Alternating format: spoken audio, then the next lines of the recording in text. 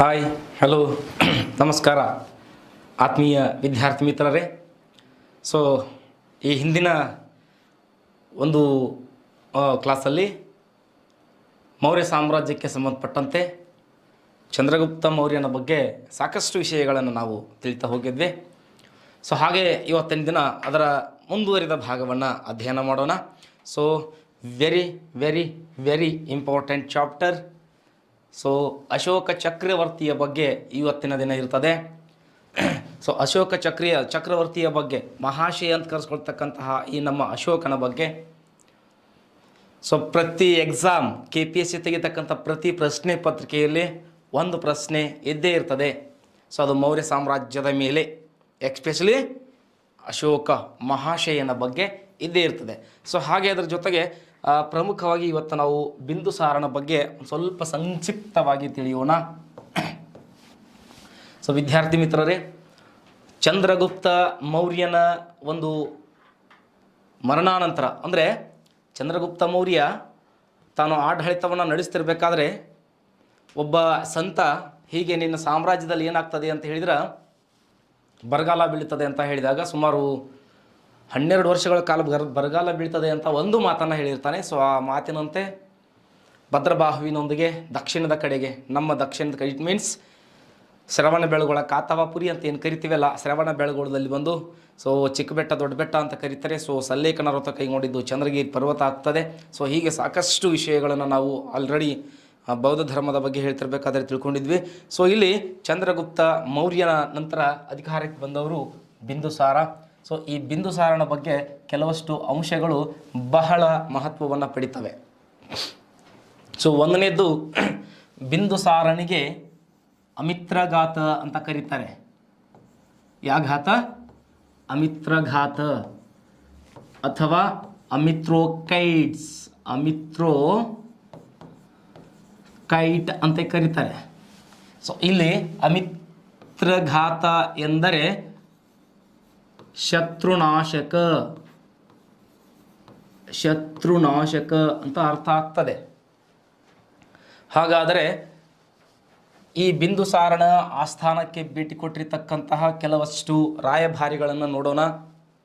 So ಅದರಲ್ಲಿ ಟಿಬೇಟಿನ Taranatha,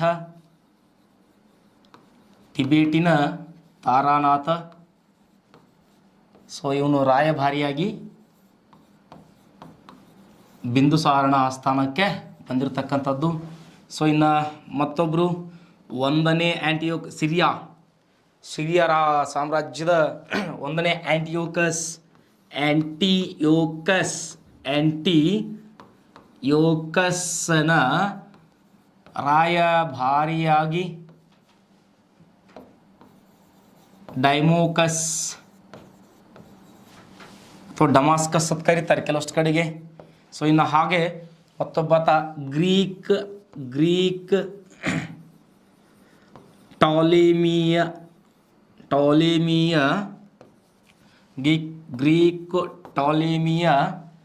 so ದೊರೆ ಫಿಲಿಡೆಲ್ಸಿಸ್ ಅಂತ ಹೆಸರು. ಸೊ ಇವನ ರಾಯಭಾರಿ ಡಿಯೋನಿಸಸ್. ಸೊ ಒನ್ಸ್ ಅಗೇನ್ ಬಿಂದುಸಾರನ ಆಸ್ಥಾನಕ್ಕೆ ಭೇಟಿ ಕೊಟ್ಟಂತಹ 3 ರಾಯಭಾರಿಗಳನ್ನು ಹೇಳ್ತಾ ಇದ್ದೇನೆ.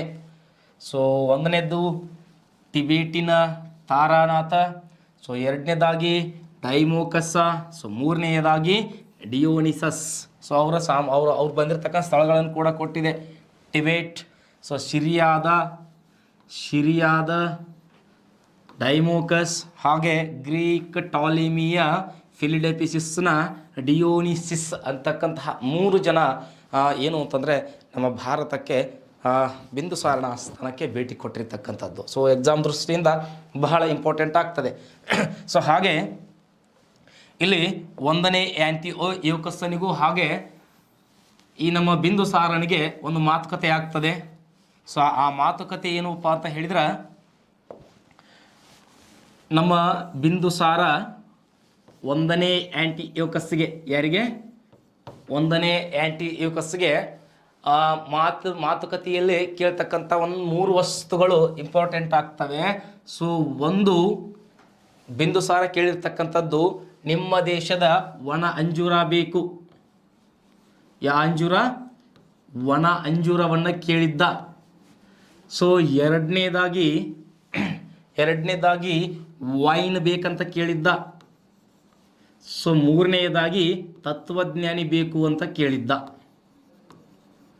ಎಸ್, ಹಾಗಾದರೆ ನಮ್ಮ ಬಿಂದುಸಾರ 1ನೇ ಆ್ಯಂಟಿಯೋಕಸನ್ನು ಕೇಳಿರ್ತಕ್ಕಂತಹ 3 ವಸ್ತುಗಳು ಅಥವಾ ಪದಾರ್ಥಗಳು ಯಾವ್ಯಾವ ಕೇಳಿದ್ರೆ, ಒಂದು ಒಣ ಅಂಜೂರ, ಮತ್ತೊಂದು ವೈನ್, ಕೊನೆಯದಾಗಿ ತತ್ವಜ್ಞಾನಿ.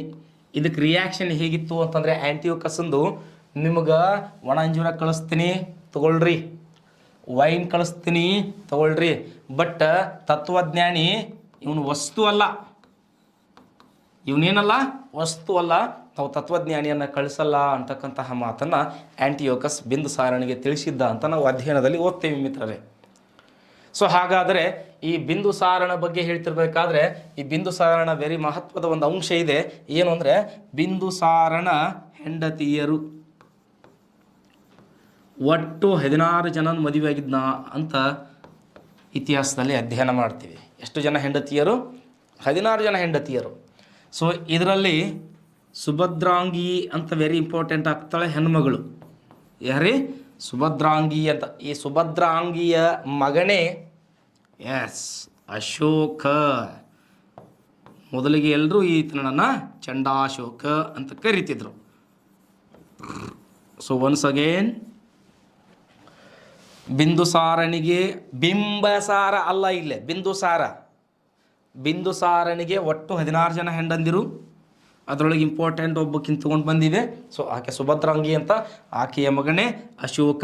ಎಸ್, ಹಾಗಾದರೆ ಇಲ್ಲಿ ಒಂದು 3 ಮಂದಿ ಹೆಸರನ್ನು ನಾನು ಕೊಡ್ತಿದ್ದೀನಿ ಬಿಂದುಸಾರನಿಗೆ. ಸೊ 1ನೇವ ಹಿರಿಯ ಮಗ ಅಂತ ಹೇಳ್ತಾರೆ, ಸುಸೀಮ ಅಂತ. ಸೊ 2ನೇದವನೇ ಅಶೋಕ.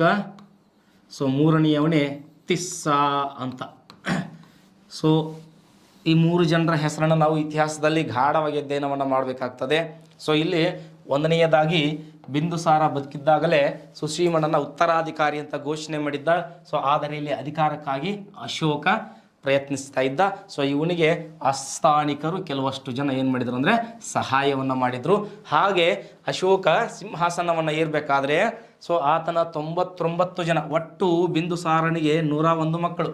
ಎಷ್ಟು ಮಕ್ಕಳು? 16 ಜನ ಹೆಂಡಂದಿರು, 101 ಜನ ಮಕ್ಕಳು. 101 ಜನ ಮಕ್ಕಳು. ಸೊ ಅದರಲ್ಲಿ ಅಲ್ಲಿ 3 ಹೆಸರು ತಗೊಂಡಿವೆ, ಸುಸೀಮ, ಅಶೋಕ, ತಿಸ್ಸಾ ಅಂತೇಳಿ. ಸೊ ಇಲ್ಲಿ ಸುಸೀಮ ಹಿರಿಯವನು, ಸೊ ಅಶೋಕ ಮಧ್ಯ, ತಿಸ್ಸಾ 3ನೇಯವನು ಅಂತ ಹೇಳ್ತಾರೆ.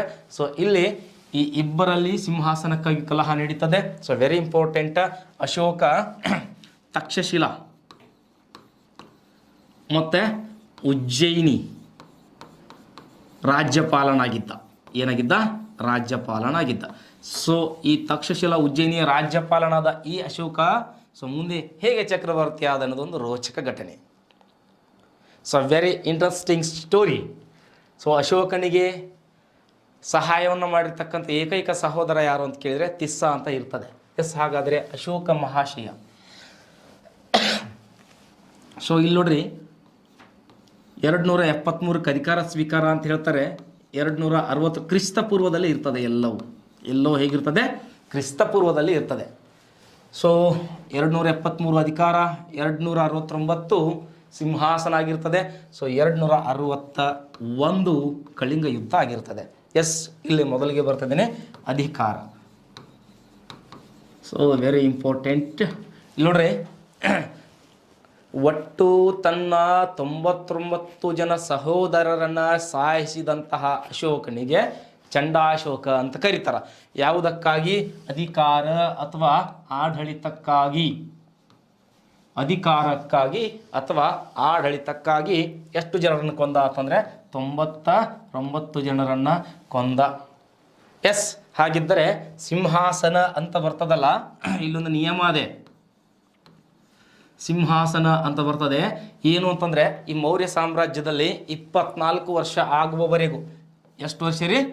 24 ವರ್ಷ ಆಗುವವರೆಗೂ ಏನಾಗಿರಲಿಲ್ಲ ಅಂದರೆ ಸಿಂಹಾಸನವನ್ನು ಏರುವಂಗಿಲ್ಲ ಅಂತ ಒಂದು ಕಡೆಗೆ ಹೇಳ್ತಾರೆ. ಸೊ ಇನ್ನೊಂದು ಕಡೆಗೆ ಹೇಳ್ತದೆ ಏನು ಅಂದರೆ ಈ 99 ಜನ ಇದ್ರಲ್ಲ ಅವ್ರನ್ನ ಕೊಲ್ಲಲಿಕ್ಕೆ ಏನಾಯಿತು ಅಂದರೆ 4 ವರ್ಷ ಕಾಲ ಹಿಡಿಯಿತು ಅಂತ ಹೇಳ್ತಾರೆ. 4 ವರ್ಷಗಳು ಬೇಕಾಯಿತು ಅಂತ ಹೇಳ್ತಾರೆ. ಸೊ ಹಾಗಾದರೆ ಅಶೋಕ ಸಿಂಹಾಸನವನ್ನು ಏರಬೇಕಾದ್ರೆ ಒಟ್ಟು ಕೊಂದಂಥ ಸಂಖ್ಯೆ ಎಷ್ಟು ರೀ? ತನ್ನ ಸಹೋದರರು 99 ಜನ. ಎಷ್ಟು ವರ್ಷಗಳ ಅವಧಿ ತೊಗೊಂಡಾನ್ರಿ? 4 ವರ್ಷಗಳ ಒಂದು ಅವಧಿಯನ್ನು ತಗೊಂಡಾನ. ಸೊ ಹಾಗಾದರೆ ಅಶೋಕ ಸಿಂಹಾಸನವನ್ನು ಏರಿದ್ದು ಯಾವ ವರ್ಷ, ಎಷ್ಟನೇ ವರ್ಷಕ್ಕೆ ಅಂತ ಕೇಳಿದ್ರೆ 24ನೇ ವರ್ಷಕ್ಕೆ. ಸೊ ಹಾಗಾದರೆ ಇಲ್ಲಿ ಕಳಿಂಗ ಯುದ್ಧ ಅಂತ ಹೇಳಿದೆ. ಸೊ ಅಶೋಕ ಇಲ್ಲಿಗೆ ಬರಬೇಕಾದ್ರೆ ಇನ್ನೂ ಏನಾಗಿದ್ದ ಅಂದರೆ ಅಶೋಕನಾಗಿರಲಿಲ್ಲ, ಚಂಡಾಶೋಕನೇ ಆಗಿದ್ದ. ಇಷ್ಟು ಕ್ರೂರಿಯಾಗಿದ್ದ ಅಂತಂದರೆ ತನ್ನ ಸಹೋದರರನ್ನೇ ಬಿಟ್ಟಿಲ್ಲ.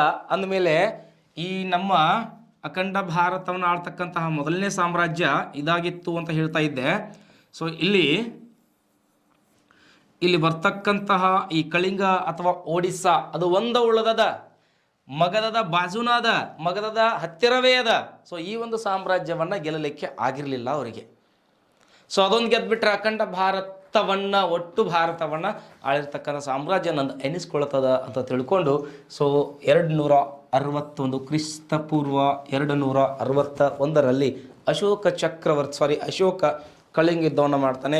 ಸೊ ಅತಿ ರೋಚಕ ಇಂಟ್ರೆಸ್ಟಿಂಗ್ ಕೆಲವಷ್ಟು ಪಾಯಿಂಟ್ನ ಇಲ್ಲಿ ಹೇಳ್ತಾ ಹೋಗ್ತಾನೆ. ಸೊ ಒಂದನೇದ್ದು ನೆನಪಿರಲಿ, ಕೆಲವಷ್ಟು ಪುಸ್ತಕದಲ್ಲಿ ಯಾರ್ಯಾರು ಅಂತ ಕೊಟ್ರ ಕಾರವೇಲ ಅಂತ ಕೊಡ್ತಾರೆ. ಯಾವೆಲ್ಲ ರೀ? ಕಾರವೇಲ ಅಂತ ಕೊಡ್ತಾರೆ. ನಾನು ಓದಿದ ಪ್ರಕಾರ ಅನಂತ ಪದ್ಮನಾಭನ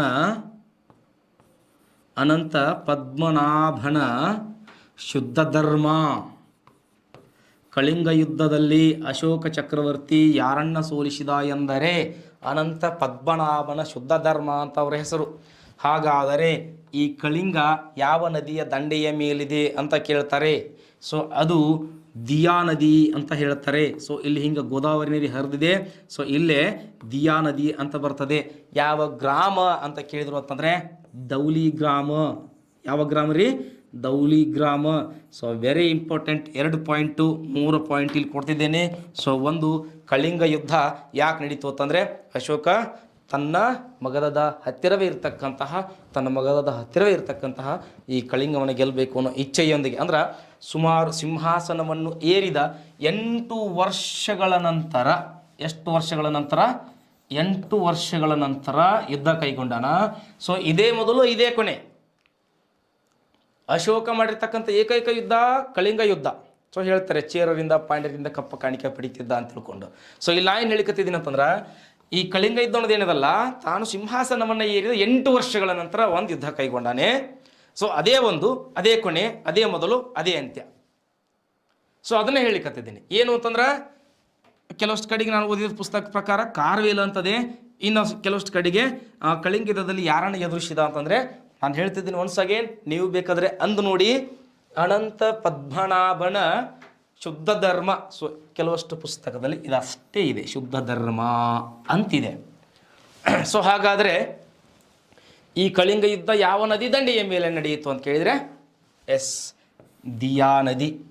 ಯಾವ ಗ್ರಾಮ ಅಂತ ಕೇಳಿದರೆ ದೌಲಿ ಗ್ರಾಮ. ಯಾವ ಗ್ರಾಮ? ದೌಲಿ ಗ್ರಾಮ. ಇಷ್ಟು ಎಕ್ಸಾಮ್ ಪಾಯಿಂಟ್ಗಳಿವು. ಸೊ ಇಲ್ಲಿ ಸುಮಾರು ಅಶೋಕನಿಂದ ಈ ಕಳಿಂಗ ಯುದ್ಧದಲ್ಲಿ ಸತ್ತಂಥ ಜನರ ಸಂಖ್ಯೆ ಹೇಳ್ತಾರೆ 1.5 ಲಕ್ಷ ಜನ. ಸಾಕಷ್ಟು 1.5 ಲಕ್ಷ ಜನ ಏನಾಯಿತು ಅಂತಂದರೆ ಇಲ್ಲಿ ಸತ್ತೋದ್ರು, ಲಕ್ಷಾಂತರ ಜನ ಗಾಯಗೊಂಡ್ರು ಅಂತೇಳಿ. ಅಶೋಕ ಯುದ್ಧದಲ್ಲಿ ವಿಜಯಿಯಾಗಿದ್ದಾನೆ. ಖಡ್ಗ ಹಿಡಿದ ಕೈ ಈಗ ಯುದ್ಧ ಭೂಮಿಯಲ್ಲಿ ನಡೀತಾ ಹೋಗ್ತಾನೆ. ಸೊ ಎಲ್ಲಿ ನೋಡಿದರೂ ಹೆಣಗಳ ರಾಶಿ ಇದೆ, ಎಲ್ಲಿ ನೋಡಿದರೂ ರಕ್ತವೇ ಇದೆ. ಅಶೋಕನ ಮನಸ್ಸಿನಲ್ಲಿ ಏನೋ ಒಂದು ಪರಿವರ್ತನೆ ಆಗಬೇಕಾಗಿದೆ. ಸೊ ಆ ಸಂದರ್ಭದಲ್ಲಿ ಒಬ್ಬ ಹೆಣ್ಣು ಮಗಳು ತನ್ನ ಗಂಡನನ್ನು ಹಿಡ್ಕೊಂಡು ಜೋರಾಗಿ ಅಳ್ತಿದ್ದಾಳೆ. ಅಶೋಕ ಹಿಂಗೆ ನಡೀತಾ ಹೋಗ್ತಿದ್ದಾನೆ. ಸೊ ಅಲ್ಲಿ ಆಗಿರೋ ಘಟನೆ ಏನು ಅಂತಂದರೆ, ಒಂದು ಮಗು ಅಶೋಕನ ಕಾಲನ್ನು ಹಿಡಿತದೆ. ಅಯ್ಯೋ ಕ್ರೂರಿ, ನನ್ನ ತಂದೆಯನ್ನು ಕೊಂದಿ, ನನ್ನ ತಾಯಿನಾದರೂ ಬಿಟ್ಟು ಬಿಡು ಅಂತ ತನ್ನ ಕಾಲು ಹಿಡಿದು ಅಳುತ್ತದೆ ಆ ಮಗು. ಅಶೋಕನ ಮನಸ್ಸಿಗೆ ಏನೋ ಒಂಥರ ಘಾಸಿ ಆಯಿತು. ಅಶೋಕ ದುಗಡ ದುಮ್ಮಾಣದಿಂದ ತನ್ನ ಆಸ್ಥಾನಕ್ಕೆ ಮರಳಿದ, ವಿಚಾರಶೀಲನಾದ. ಸೊ ಹಾಗೆ ಒಂದು ಘಟನೆ ನಡೀತದೆ. ಕಾಡಲ್ಲಿ ಅಶೋಕ ಹೋಗ್ತಿರ್ಬೇಕಾದ್ರೆ ಒಬ್ಬ ಬಾಲಕ ಬುದ್ಧನ ವೇಷವನ್ನು ಧರಿಸಿ ಕೂತಿದ್ದಂತೆ. ಅಶೋಕನಿಗೆ ಆಶ್ಚರ್ಯ ಆಯಿತು, ದಟ್ಟಡವಿಯಲ್ಲಿ ಈ ಬಾಲಕ ಹಿಂಗೆ ಕೂತಾನಲ್ಲ ಬುದ್ಧನ ವೇಷದಲ್ಲಿ ಅಂತ ತಿಳ್ಕೊಂಡು ಪ್ರಶ್ನೆ ಮಾಡಿದಾಗ ಆ ಮಗು ಹೇಳ್ತದೆ, ಏನಿಲ್ಲ, ನನ್ನ ಚಿಕ್ಕಪ್ಪ 99 ಜನ ನನ್ನ ಚಿಕ್ಕಪ್ಪಂದಿರನ್ನ ಕೊಂದಿದ್ದಾನೆ, ನನ್ನ ತಾಯಿ ಹೇಳಿದ್ಲು ನಿನ್ನನ್ನು ಕೊಂದು ಬಿಡಬಹುದು ಅಂತ ತಿಳ್ಕೊಂಡು ನನ್ನ ಕಾಡಿಗೆ ಕಳಿಸಾಳೆ, ಈ ಬುದ್ಧನ ಒಂದು ವೇಷವನ್ನು ಧರಿಸಿಸಾಳೆ. ಸೊ ಅಶೋಕನ ಮನಸ್ಸು ದಿಗ್ಭ್ರಾಂತಿ ಆಯಿತು, ಅಶೋಕ ದಿಗಿಲ್ಗೊಂಡ. ಸೊ ಹೀಗೆ ಒಂದೆರಡು ಪ್ರಮುಖ ಘಟನೆಗಳು ಏನಾಗ್ತವೆ ಅಂತಂದರೆ, ಖಡ್ಗ ಹಿಡಿಯುವ ಕೈ ಧರ್ಮದ ಪ್ರಚಾರಕ್ಕಾಗಿ ನಿಲ್ಲಬೇಕು ಅಂತಕ್ಕಂಥ ಒಂದು ಕಾನ್ಸೆಪ್ಟನ್ನು ಅಶೋಕನ ತಲೆ ಒಳಗೆ ಬಿತ್ತದೆ. ಹಾಗಾದರೆ ಅಶೋಕನ ಮನಸ್ಸನ್ನು ಪರಿವರ್ತನೆ ಮಾಡಿದ ಬಾಲಕನಾರು ಅಂತ ಕೇಳ್ತಾರೆ. ಆತನ ಹೆಸರು ನೆಗ್ರೋದ್ ಅಂತೇಳಿ. ಏನ್ರಿ? ನೆಗ್ರೋದ್. ಅಶೋಕನ ಮನಸ್ಸನ್ನು ಪರಿವರ್ತನೆ ಮಾಡಿದ ಬಾಲಕ ನೆಗ್ರೋದ್ ಅಂತ ತಿಳ್ಕೊಂಡು H.G. ವೆಲ್ಸ್ ಅಂತಕ್ಕಂಥವ್ರು ಒಂದು ಸ್ಟೇಟ್ಮೆಂಟನ್ನು ಕೊಡ್ತಾರೆ. ವಿಶ್ವದ ಅಗ್ರಗಣ್ಯ ಚಕ್ರವರ್ತಿ ಅಶೋಕ ಅಂತ ಹೇಳ್ತಾರೆ. ಹೇಗತ್ತಾ? ವಿಶ್ವದ ಅಗ್ರಗಣ್ಯ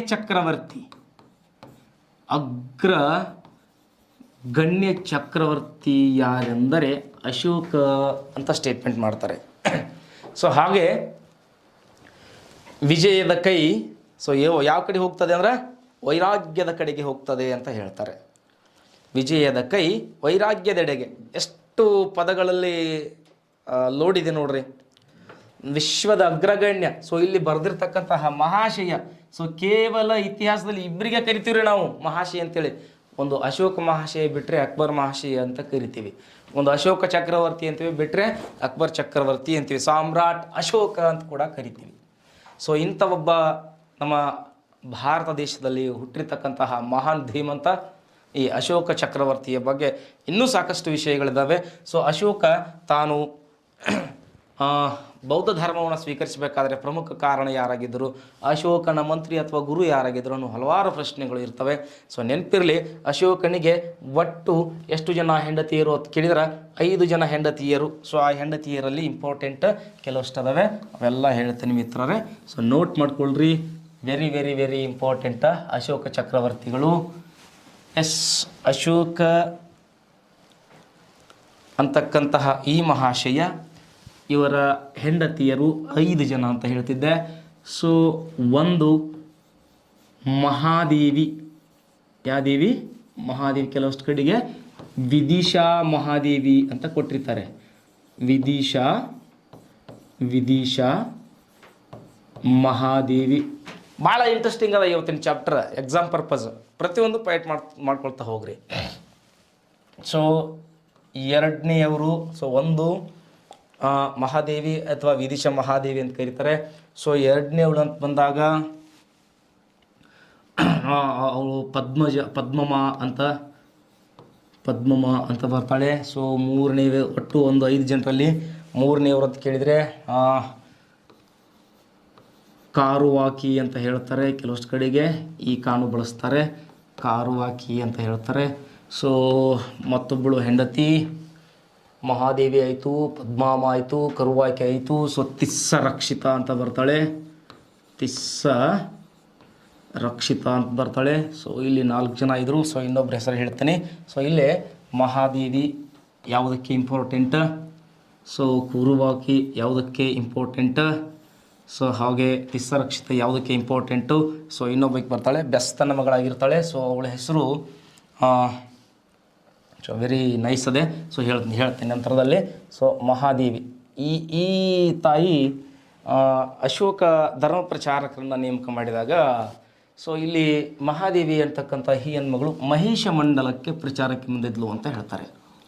ಯಾವ ಮಂಡಲ? ಮಹಿಷ ಮಂಡಲ.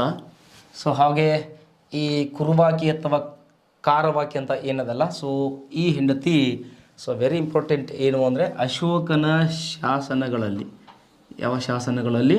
ಅಶೋಕನ ಶಾಸನಗಳಲ್ಲಿ ಕಂಡುಬಂದ ಏಕೈಕ ಹೆಸರಿದು. ಕಂಡು ಬಂದ ಸೊ ಏಕೈಕ ಹೆಸರು. ಸೊ ಲಾಸ್ಟ್ ಒನ್ ಇಲ್ಲೇ ಅಸಂಧಿ ಮಿತ್ರ ಅಂತ ಬರ್ತದೆ, ಅಸಂಧಿ ಮಿತ್ರ. ಸೊ ಬೆಸ್ತನ ಮಗಳು ಅಂತ ಹೇಳ್ತಾರೆ, ಬೆಸ್ತನ ಮಗಳು ಅಂತ ಹೇಳ್ತಾರೆ. ಸೊ ಇಲ್ಲದ ನೋಡ್ರಿ ವೆರಿ ಹೈಲೈಟೆಡ್ ತಿಸ್ಸರಕ್ಷಿತ. ಕೆಳಗಡೆಗೆ ತೊಗೊಂಬರ್ತೀನಿ. ಈ ತಿಸ್ಸರಕ್ಷಿತ ಅಂತಕ್ಕಂತಹ ಈ ಅಶೋಕನ ಹೆಂಡತಿ ಐಜ್ಞೇಯವಳು. ಸೊ ಅಶೋಕ ಮಹಾಶಯ ಬೌದ್ಧ ಧರ್ಮವನ್ನು ಸ್ವೀಕರಿಸಿದಾದ ಮೇಲೆ ಬೌದ್ಧ ಧರ್ಮಕ್ಕೆ ನೀಡ್ತಕ್ಕಂಥ ಅತೀ ಪ್ರೋತ್ಸಾಹ ಈ ತಿಸ್ಸರಕ್ಷಿತನಿಗೆ ಇಷ್ಟ ಆಗಲಿಲ್ಲ. ಸೊ ಹೀಗಾಗಿ ಬೋಧಗಯಾದಲ್ಲಿರ್ತಕ್ಕಂತಹ ಬೋಧಿ ವೃಕ್ಷ, ಯಾವ ವೃಕ್ಷ ರೀ? ಬೋಧಗಯಾದಲ್ಲಿಯ ಬೋಧಿ ವೃಕ್ಷದ ಒಂದು ಟೊಂಗೆಯನ್ನು ಕತ್ತರಿಸ್ತಾಳೆ. ಸೊ ವೆರಿ ಇಂಪಾರ್ಟೆಂಟ್, ಎಕ್ಸಾಮಿಗೆ ಕೇಳಿದರೆ ಏನು ಅಂತಂದರೆ ಈ ತಿಸ್ಸರಕ್ಷಿತ ಅಂತಕ್ಕಂಥಕ್ಕೆ ಅಶೋಕ ಚಕ್ರವರ್ತಿಯು ಏನು ಬೌದ್ಧ ಧರ್ಮಕ್ಕೆ ಪ್ರೋತ್ಸಾಹವನ್ನು ಅದನ್ನು ತಾನು ಸಿಟ್ಟಾಗಿ ತಿಳ್ಕೊಂಡು ಬೋಧಿ ವೃಕ್ಷದ ಒಂದು ಟೊಂಗೆಯನ್ನು ಕತ್ತರಿಸಿದವಳು ಯಾರು ಅಂತ ಕೇಳಿದರೆ ಎಕ್ಸಾಮ್ಗೆ ಸೊ ತಿಸ್ಸರಕ್ಷಿತ ಅಂತ ತಿಳ್ಕೊಂಡು, ಹಾಗೆ ಆ ಬೋಧಿ ವೃಕ್ಷದ ಕೆಳಗಡೆಗೆ ಅಶೋಕ ತಪಸ್ಸನ್ನಗೈತಿದ್ದ ಅಥವಾ ಧ್ಯಾನಾಸಕ್ತನಾಗಿರ್ತಿದ್ದ. ಸೊ ಆತನಿಗೆ ಪಾಯ್ಸನ್ ಏರ್ಲಿ ಅಂತ ತಿಳ್ಕೊಂಡು ತಲೆಗೂದಲನ್ನು ಕತ್ತರಿಸಿ ಆ ತಲೆಗೂದಲಿನಲ್ಲಿ ವಿಷಪ್ರಾಶಾನವನ್ನು ಮಾಡಿಟ್ಟಿದ್ಲು. ಎಲ್ಲಿ ಅಂತಂದರೆ ಆ ಬೋಧಿ ವೃಕ್ಷದಲ್ಲಿ ಅಂತ ಹೇಳಿಕತ್ತಿದ್ದೀನಿ ಮಿತ್ರರೇ. ಸೊ ಬೋಧಿ ವೃಕ್ಷದಲ್ಲಿ ಒಂದು ಕಡೆಗೆ ಇಟ್ಟಿದ್ಲು ಅದನ್ನು. ಯಾಕೆ ಅಂತಂದ್ರೆ ಇಲ್ಲೇ ಚಕ್ರವರ್ತಿ ಧ್ಯಾನಾಸಕ್ತನಾದಾಗ ಸೊ ಅಲ್ಲೇನವನು ನಿಧಾನಕ್ಕೆ ಉಸಿರು ತಗೊಳ್ಳೋದು ಬಿಡುದು ಮಾಡ್ತಾರೆ ಧ್ಯಾನಕ್ಕೆ ಕುಂತಾಗ. ಸೊ ಆ ಪಾಯ್ಸನ್ ಏನಾಗಬೇಕು, ಇಲ್ಲಿ ಇರ್ತಕ್ಕಂತಹ ಶುದ್ಧ ವಾಯುವಿನೊಂದಿಗೆ ಮಿಶ್ರಣಗೊಂಡು ಆತನ ದೇಹವನ್ನು ಸೇರಬೇಕು. ಸೊ ಕೊನೆಗೆ ಅಶೋಕ ಚಕ್ರವರ್ತಿ ಏನಾಗ್ತಾನೆ ಅಂದರೆ ಬರ್ಬರ್ತಾ ಅನಾರೋಗ್ಯಕ್ಕೆ ಈಡಾಗ್ತಾನೆ. ಎಸ್, ಇದು ಗೊತ್ತಿರಲಿ, ಎಷ್ಟೋ ಜನರಿಗೆ ಗೊತ್ತಿರಲಿಕ್ಕಿಲ್ಲ. ಸೊ ನಾನೇನು ಹೇಳ್ತಾ ಇದ್ದೀನಿ, ತಿಸ್ಸರಕ್ಷಿತ ಕೇವಲ ಬೋಧಿ ವೃಕ್ಷದ ಟೊಂಗೆಯನ್ನು ಕತ್ತರಿಸಲಿಲ್ಲ. ಸೊ ಜೊತೆಗೆ ಅಲ್ಲಿ ಹೋಗಿ ಕೊಡ್ತಕ್ಕಂಥ ಅಶೋಕ ಆ ನಿಧಾನಕ್ಕೆ ಏನಾಗಬೇಕು ಅಂತಂದರೆ ಅವನ ದೇಹವನ್ನು ಆ ವಿಷ ಸೇರಬೇಕು, ಆ ರೀತಿಯಾಗಿರ್ತಕ್ಕಂಥ ಒಂದು ಉಪಾಯವನ್ನು ಮಾಡಿರ್ತಾಳೆ ತಿಸ್ಸರಕ್ಷಿತ. ಸೊ ಅದಕ್ಕೆ ಈ ತಿಸ್ಸರಕ್ಷಿತ ಇಂಪಾರ್ಟೆಂಟ್ ಆಗ್ತಾಳೆ. ಸೊ ಹಾಗೆ ಬೆಸ್ತನ ಮಗಳು ಯಾರಂತ ಕೇಳಿದ್ದಾರೆ ಕೆಲವಷ್ಟು ಟೈಮು, ಅಸಿಂಧ ಮಿತ್ರು ಅಂತಿರ್ತಾಳೆ.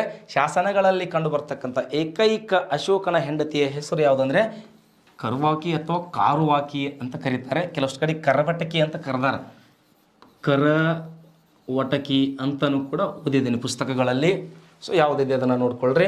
ಹಾಗೆ ಪದ್ಮಮ್ಮ ಮತ್ತು ಮಹಾದೇವಿ. ಸೊ ಈ ಮಹಾದೇವಿ ಯಾಕೆ ಇಂಪಾರ್ಟೆಂಟ್ ಆಗ್ತಾಳೆ ಅಂತಂದರೆ ಸೊ ಅಶೋಕನ ಮಕ್ಕಳು ಅಂತ ಬರ್ತಾರೆ ನೋಡ್ರಿ, ಶ್ರೀಲಂಕಾಕ್ಕೆ ಬೌದ್ಧ ಧರ್ಮದ ಪ್ರಚಾರಕ್ಕೆ ಹೋಗ್ತಾರಲ್ಲ. ಸೊ ಮಹೇಂದ್ರ ಮತ್ತು ಸಂಘಮಿತ್ರೆ. ಮಹೇಂದ್ರ ಸಿಂಗ್ ಧೋನಿ ಅಲ್ಲ, ಮಹೇಂದ್ರ ಮತ್ತು ಸಂಘಮಿತ್ರೆ. ಯಾರ ಮಕ್ಕಳು ಅಂದರೆ ಮಹಾದೇವಿಯ ಮಕ್ಕಳು, ವಿದಿಶಾ ಮಹಾದೇವಿ ಅಂತ ಕೂಡ ಕರೀತಾರೆ. ಸೊ ಹಾಗಾದರೆ ಸರ ಅಶೋಕ್ ಬೌದ್ಧ ಧರ್ಮಕ್ಕೆ ಹೋದ ಅನ್ಲಿಕ್ಕತ್ತಿದ್ದೀರಿ. ಅಶೋಕನ ಬೌದ್ಧ ಧರ್ಮಕ್ಕೆ ಕರ್ಕೊಂಡು ಹೋದವ್ರು ಯಾರು ಅಂತಂದರೆ ಉಪಗುಪ್ತನಾಗಿರ್ತಾನೆ. ಮೊಗ್ಗಲಿ ಪುತ್ರ ತಿಸ್ಸ ಅಂದಿವಿ ನೋಡ್ರಿ 3ನೇ ಬೌದ್ಧ ಸಮ್ಮೇಳನದೊಳಗೆ. ಸೊ ಅಲ್ಲಿ ಉಪಗುಪ್ತನು ಕೂಡ ಇರ್ತಾನೆ. ಎಸ್, ಹಾಗಿದ್ದರೆ ಈ ಉಪಗುಪ್ತ ಬೌದ್ಧ ಧರ್ಮಕ್ಕೆ ಕರೆದೊಯ್ದರೆ ಸೊ ಇಲ್ಲಿ ರಾಧಾಗುಪ್ತ ಅಂತ ಬರ್ತಾರೆ. ಯಾವ ಗುಪ್ತ? ರಾಧಾ ಗುಪ್ತ, ಭಾಳ ಇಂಪಾರ್ಟೆಂಟು. ಅಶೋಕನ ಪ್ರಸಿದ್ಧ ಮಂತ್ರಿ ಅಂತ ಕರೀತಾರೆ. ಅಶೋಕ ಚಕ್ರವರ್ತಿಯ ಪ್ರಸಿದ್ಧ ಮಂತ್ರಿ ಅಂತ ಕರೀತಾರೆ. ಜೊತೆಗೆ ಅಶೋಕನ ಗುರುವು ಕೂಡ ಇವರೇ ಆಗಿದ್ದರು. ಸೊ ಒನ್ಸ್ ಅಗೇನ್ ಅಶೋಕ ಚಕ್ರವರ್ತಿಗಳನ್ನು ಬೌದ್ಧ ಧರ್ಮಕ್ಕೆ ಕರೆದೊಯ್ದವರು ಉಪಗುಪ್ತನಾದರೆ ಅಶೋಕ ಚಕ್ರವರ್ತಿಯ ಪ್ರಸಿದ್ಧ ಮಂತ್ರಿ ಮತ್ತು ಗುರು ಯಾರಾಗಿದ್ದರು ಎಂದರೆ ಉಪಗುಪ್ತನಾಗಿದ್ದ. ಸೊ ಹಾಗಾದರೆ ಅಶೋಕನನ್ನು ನಾವು ಮಹಾಶಯ ಎನ್ನಲಿಕ್ಕೆ ಪ್ರಮುಖ ಕಾರಣ ಏನು? ಸೊ ಅಶೋಕ ಚಕ್ರವರ್ತಿ ಹೊರಡಿಸಿದಂತಹ ಶಾಸನಗಳೇ ಹೇಳ್ತವೆ. ಈತ ಕೊಟ್ಟಿದೆ, ಮಸ್ಕಿ ಶಾಸನದಲ್ಲಿದೆ, ಪ್ರಿಯದರ್ಶಿ ಅಂತ ಕೊಟ್ಟಿದೆ. ಎಲ್ಲರಿಗೂ ಗೊತ್ತು ಪ್ರಿಯದರ್ಶಿ, ದೇವನಾಂಪಿಯ ಎಷ್ಟು ಚಂದ ಅದ ನೋಡ್ರಿ, ದೇವನಾಂಪಿಯ ಪ್ರಿಯದರ್ಶಿ ಅಶೋಕ ರಾಜಸ ಅಂತದ ಇಲ್ಲಿ. ಸೊ ಅದನ್ನು ಯಾರು ಓದಿದರು, ಯಾವ ವರ್ಷ ಓದಿದರು? ಸೊ ಮೊದಲಿಗೆ ಅಶೋಕನ ಶಾಸನಗಳನ್ನು ಓದಿದವರು ಯಾರು? ಶಾಸನಗಳ ಪಿತಾಮಹ ಅಂತ ಯಾಕೆ ಕರೆದ್ರು? ಸುಮಾರು 54 ಶಾಸನಗಳು, 54 ಶಾಸನಗಳು ಅಶೋಕ ಚಕ್ರವರ್ತಿಯು ಸಿಕ್ಕಿದವೆ. ಸೊ ಯಾವ್ಯಾವ ಸ್ಥಳಗಳಲ್ಲಿ ಸಿಕ್ಕಿದೆ, ಸೊ ಆ ಶಾಸನಗಳಲ್ಲಿ ಏನೇನಿದೆ, ಬಂಡೆಗಲ್ಲು ಶಾಸನಗಳಂತ ಬರ್ತವಲ್ಲ, ಒಟ್ಟು ಪ್ರಮುಖವಾಗಿ 5 ಶಾಸನಗಳನ್ನು ನಾವು ವಿಭಾಗ ಮಾಡ್ತೀವಿ. ಸೊ ಒಂದು, ಅವುಗಳ ಭಾಷೆ ಏನಂತ ನೆನಪಿರಲಿ. ಅಶೋಕನ ಶಾಸನಗಳು ಬ್ರಾಹ್ಮಿ ಲಿಪಿಯಲ್ಲಿವೆ. ಯಾವ ಲಿಪಿಯಲ್ಲಿವೆ? ಬ್ರಾಹ್ಮಿ ಲಿಪಿಯಲ್ಲಿವೆ. ಅಶೋಕನ ಶಾಸನಗಳು ಖರೋಷ್ಠಿ ಲಿಪಿಯಲ್ಲಿವೆ. ಅಶೋಕನ ಶಾಸನಗಳು ಅರಾಮಿಕ್ ಲಿಪಿಯಲ್ಲಿವೆ. ಅಶೋಕನ ಶಾಸನಗಳು ಗ್ರೀಕ್ ಭಾಷೆಯಲ್ಲಿವೆ. ಸೊ ಇಲ್ಲಿ ಪ್ರಾಕೃತ ಭಾಷೆ, ಯಾವ ಭಾಷೆ? ಪ್ರಾಕೃತ ಭಾಷೆಯ ಬ್ರಾಹ್ಮಿ ಲಿಪಿ ಅಂತ ಹೇಳ್ತಾರೆ. ಸೊ ಹಾಗಾದರೆ ಇಲ್ಲಿ ಬ್ರಾಹ್ಮಿ ಲಿಪಿಯಲ್ಲಿದ್ದ ಶಾಸನಗಳು, ಖರೋಷ್ಠಿ ಲಿಪಿಯಲ್ಲಿದೆ, ಅರಾಮಿಕ್ಕಲ್ಲಿದೆ, ಗ್ರೀಕಲ್ಲಿದೆ. ಈ ಶಾಸನಗಳ ಬಗ್ಗೆ ತಿಳಿಬೇಕಾಗ್ತದೆ. ಸೊ ಹಾಗೆ ಈ ಅಶೋಕನ ಶಾಸನಗಳನ್ನು ವಿಂಗಡಣೆ ಮಾಡಿದಾಗ, ನಮ್ಮ ಅಶೋಕ ಮಹಾಶಯನ ಶಾಸನಗಳನ್ನು ವಿಂಗಡಣೆ ಮಾಡಿದಾಗ ಸುಮಾರು 5 ರಿಂದ 6 ಭಾಗವಾಗಿ ವಿಂಗಡಣೆ ಮಾಡ್ಬೋದು. ಒಂದು, ಮೂಲ ಶಾಸನಗಳು, ಮೂಲ ಶಿಲಾಶಾಸನಗಳು ಅಂತ ವಿಂಗಡಣೆ ಮಾಡ್ತದೆ. ಸೊ 2 ಗೌಣ ಶಿಲಾಶಾಸನಗಳು. ಬರ್ಕೊಳ್ರಿ ಮಿತ್ರರೇ, ಬರ್ಕೊಳ್ರಿ, ವೆರಿ ಇಂಪಾರ್ಟೆಂಟ್ ಚಾಪ್ಟರ್ ಅದೇ. ಸೊ ಹಾಗೆ ಗೌಣ ಸ್ತಂಭ ಶಾಸನಗಳು ಅಂತ ಬರ್ತವೆ. ಸೊ ಹಾಗೆ 4ನೇದ್ದು ಸ್ತಂಭ ಶಾಸನಗಳು ಅಂತ ಬರ್ತವೆ. ಸೊ 5ನೇದ್ದು ಸ್ಮರಣ ಶಾಸನಗಳು ಅಂತ ಬರ್ತವೆ. ಸ್ಮರಣ ಶಾಸನಗಳು ಅಂತ ಬರ್ತವೆ. ಸೊ ಲಾಸ್ಟ್ ಬಣ್ಣ ಗುಹಾ ಶಾಸನಗಳು ಅಂತ ಬರ್ತವೆ. ಗುಹಾಶಿಲಾ ಶಾಸನಗಳು ಅಂತ ಬರ್ತವೆ. ಸೊ ಹೀಗಾಗಿ ಅಶೋಕ್ ಮಹಾಶಯರನ್ನು ಶಾಸನಗಳ ಚಕ್ರವರ್ತಿ ಅಂತ ಕರೀತಾರೆ, ಸ್ವಕಥನಕಾರ ಅಂತ ಕರೀತಾರೆ.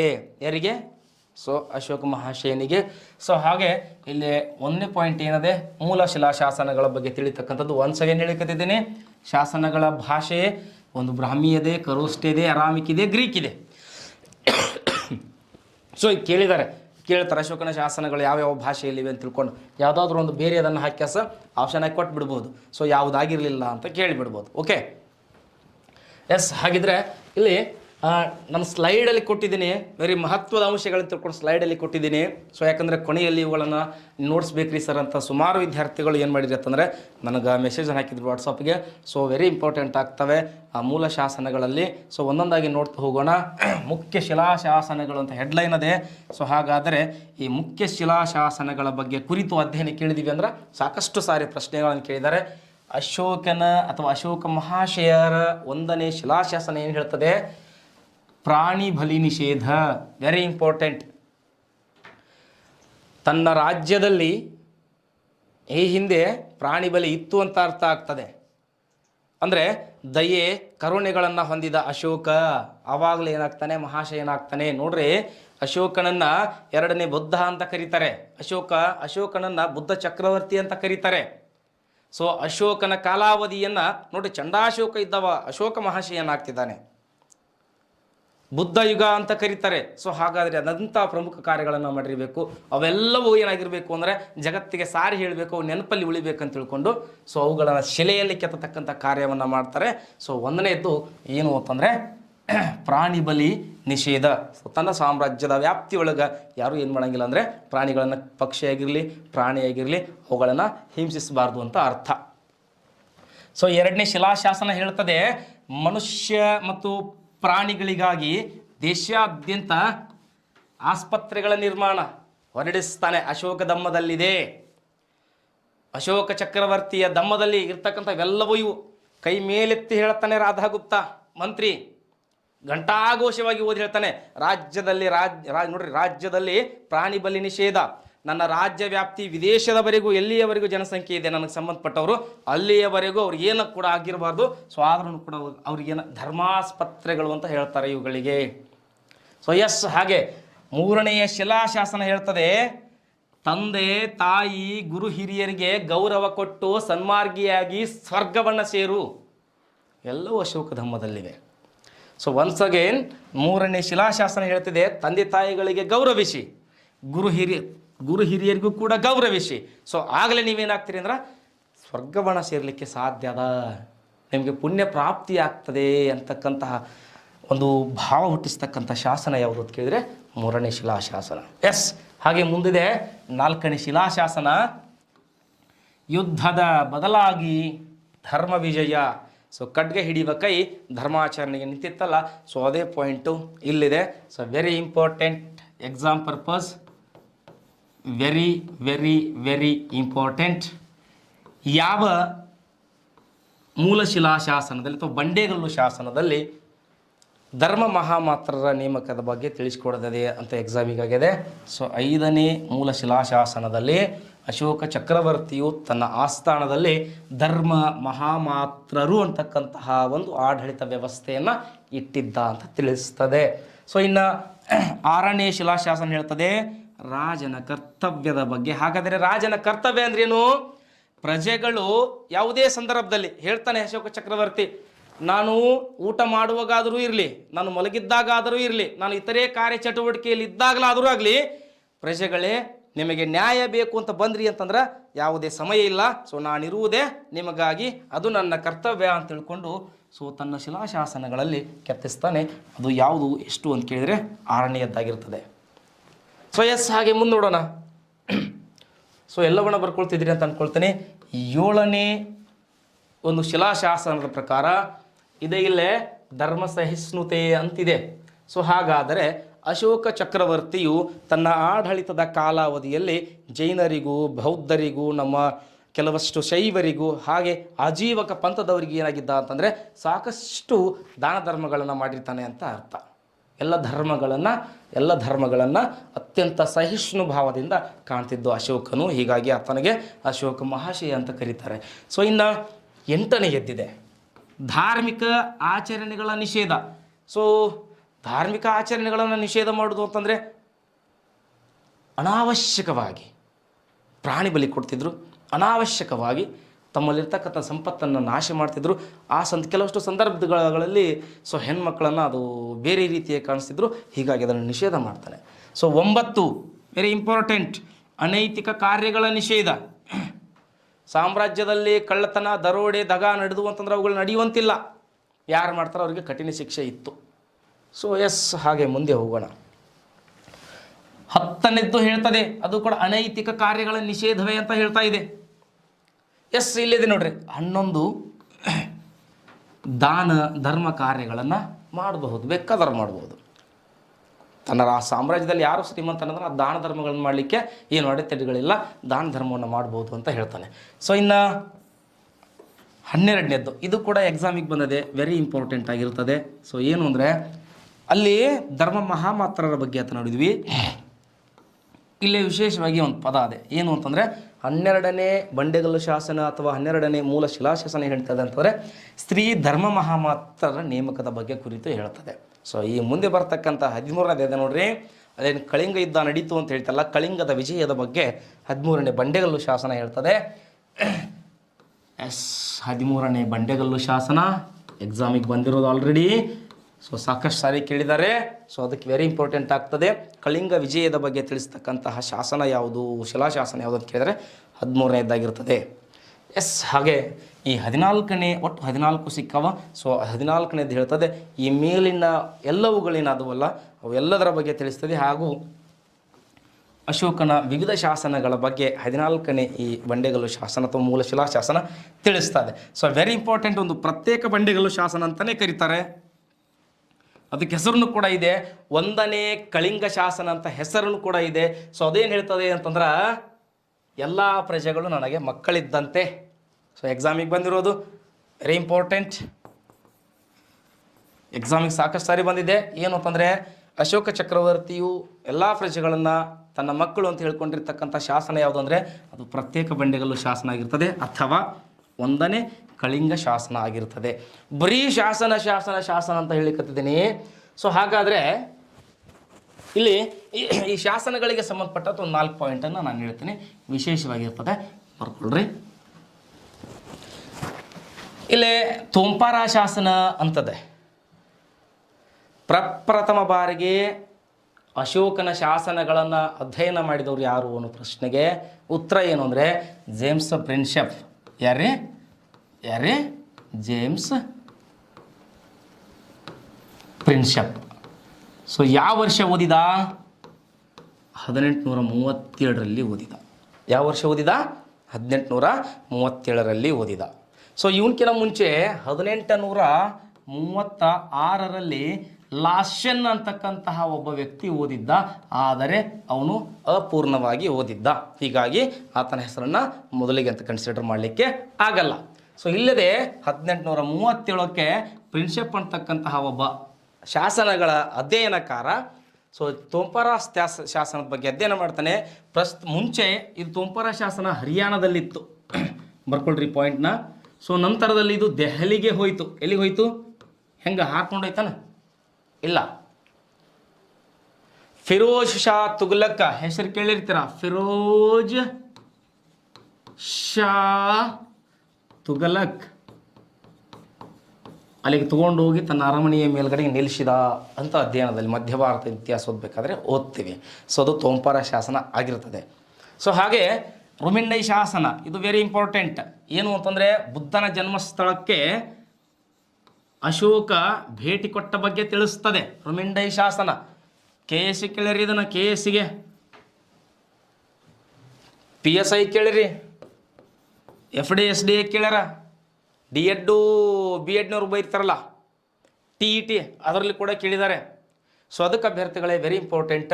ರುಮಿಂಡೈ ಶಾಸನ ಯಾವುದನ್ನು ಕುರಿತು ಹೇಳ್ತದೆ ಅಥವಾ ಏನನ್ನು ಹೇಳ್ತದೆ ಅಂತಂದರೆ ಅಶೋಕ ಚಕ್ರವರ್ತಿಯು ಬುದ್ಧ ಜನಿಸಿದಂತಹ ಸ್ಥಳಕ್ಕೆ ಭೇಟಿ ನೀಡಿದರ ಬಗ್ಗೆ ಕುರಿತು ಹೇಳ್ತದೆ ಅಂತ ಆಗ್ತದೆ. ಹಾಗಿದ್ದರೆ ಈ ಶಾಸನಗಳ ಬಗ್ಗೆ ಒಂದೆರಡು ಸಂಕ್ಷಿಪ್ತ ಮಾಹಿತಿಗಳು. ಶಾಸನಗಳ ಚಕ್ರವರ್ತಿ ಯಾರು? ಅಶೋಕ ಚಕ್ರವರ್ತಿ. ಸೊ ಹಾಗಾದರೆ ಭಾರತೀಯ ಶಾಸನಗಳ ಅಧ್ಯಯನಕಾರ ಅಥವಾ ಪಿತಾಮಹ ಯಾರು ಅಂತ ಯಾರಿಗೆ ಕರೀತಾರೆ? ಸೊ ಬರ್ಕೊಳ್ರಿ, JP ಪ್ಲಿಟ್ ಆಗಿರ್ತಾರೆ. ಯಾರಾಗಿರ್ತಾರೆ? JP ಪ್ಲಿಟ್ ಅಂತ ಹೇಳ್ತಾರೆ. JP ಪ್ಲಿಟ್ ಅಂತ ಹೇಳ್ತಾರೆ. ಭಾರತೀಯ ಶಾಸನಗಳ ಪಿತಾಮಹ ಅಂತ ಕರೀತಾರೆ. ಸೊ ಹಾಗೆ ಕರ್ನಾಟಕ ಶಾಸನಗಳ ಪಿತಾಮಹ ಯಾರು ಅಂತ ಕೇಳ್ತಾರ. ಕರ್ನಾಟಕ ಶಾಸನದ ಪಿತಾಮಹ ಯಾರಂತ ಕೇಳ್ತಾರ. So BL rice. ಸೊ ಹಾಗಾದರೆ ಶಾಸನ ಸಾಹಿತ್ಯದ ಅಶ್ವಿನಿ ದೇವತೆಗಳು ಅಂತ ಯಾರನ್ನು ಕರೀತಾರ ಅಂತ ಕೇಳ್ತಾರ. ನೋಡ್ರಿ, ಶಾಸನ ಸಾಹಿತ್ಯದ ಅಶ್ವಿನಿ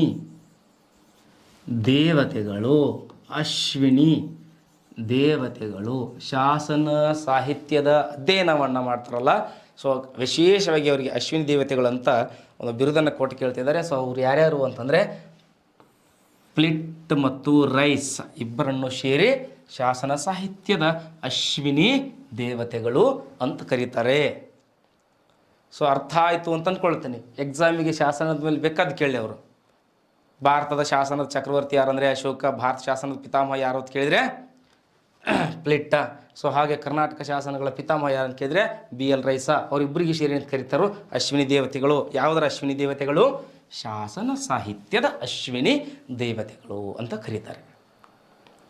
ಸೊ ಹಾಗೆ ಅಶೋಕ ಚಕ್ರವರ್ತಿಯ ಬಗ್ಗೆ ಈಗ ನಾವು ನೋಡ್ತಾ ಹೊರಟಿದ್ದೀವಲ್ಲ. ಸೊ ಅವಾಗಲೇ ಹೇಳಿದೆ ನಾನು, ಏನಪ್ಪ ಅಂತಂದ್ರೆ ಎಲ್ಲ ಧರ್ಮೀಯರು ಅಥವಾ ಅಲ್ಲಿ ಧರ್ಮ ಸಹಿಷ್ಣು ಅಂತ ಒಂದು ಪದ ನೋಡಿದ್ದೀವಲ್ಲ.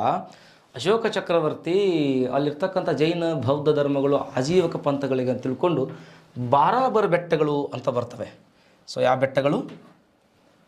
ಬಾರಾಬರ್ ಬೆಟ್ಟ ಅಂತ ಬರ್ತದೆ. ಸೊ ವೆರಿ ಇಂಪಾರ್ಟೆಂಟ್ ನೋಡ್ರಿ, ಇದು ಬಾರಾಬರ್ ಬೆಟ್ಟಗಳು ಅಂತ ಕರಿತೀವಿ.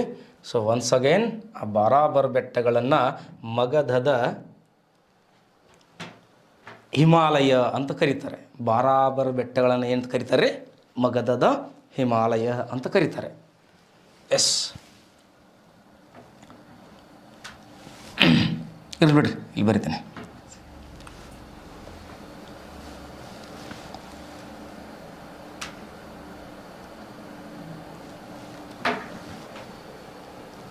ಬಾರಾಬರ್ ಬೆಟ್ಟಗಳು. ಸೊ ಭಾಳ ಇಂಪಾರ್ಟೆಂಟ್ ಆಗ್ತದೆ ಬಾರಾಬರ್ ಬೆಟ್ಟಗಳು. ಒನ್ಸ್ಗೆ ನಾನು ಹೇಳ್ತೀನಿ, ನೋಟ್ ಮಾಡ್ಕೊಳ್ರಿ. ಬಾರಾಬರ್ ಬೆಟ್ಟಗಳನ್ನು ಮಗಧದ ಹಿಮಾಲಯ ಅಂತ ಕರೀತಾರೆ. ಸೊ ಅಲ್ಲಿ ಒಂದು ಪ್ರಮುಖವಾಗಿ 4 ಗುಹಾಲಯಗಳಿವೆ. ಆ ಗುಹಾಲಯಗಳಲ್ಲಿ ಶಾಸನಗಳಿವೆ. ಆ ಗುಹಾಲಯಗಳಿಗೆ ಹೆಸರದೆ. ಸೊ ಏನೇನು ಆ ಹೆಸರು ಅಂತಂದ್ರೆ, ಸೊ ಒಂದು ಕರ್ಣಚಪ್ಪರ ಅಂಥೇಳಿ. ಸೊ ಎರಡನೇದ್ದು ಲೋಮನ ಗುಹಾಲಯ. ಸೊ ಒನ್ಸ್ ಅಗೇನ್, ಯಾವ ಚಪ್ಪರ? ಎಸ್, ಒಂದು